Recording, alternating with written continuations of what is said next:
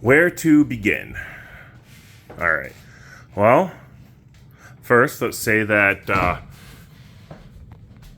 that on-off valve for the outside water is right above the TV, monitor, computer, server.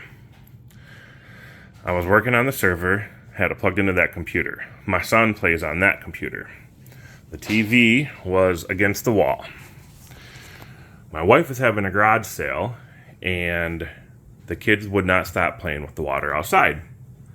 So she told me to turn it off. That has never leaked before. Turn the water off because kids don't listen. Turned it back on. After a couple of days, my son was grounded, so after a couple of days he tried turning this computer on, and he left it on, but the server was plugged into the monitor, so it wasn't working. So that computer just stayed on. With the TV backed against the wall where it's mounted, the water was dripping onto the back of the TV and going down and dripping right about there. But some of it was also coming to the edge and dripping off the edge right there where you can see the watermark. And then it was dripping down into here, hitting the graphics card, and this was all full of water. And when I was unplugging the computer, the display port was full of water, and I'm like, why the hell is the display port cable full of water?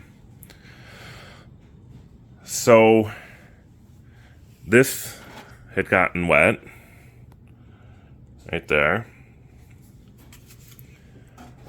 and I kept trying to troubleshoot the computer, not expecting it to be waterlogged, and it would boot up, and every now and then I would get the MSI loading screen because I got the MSI motherboard,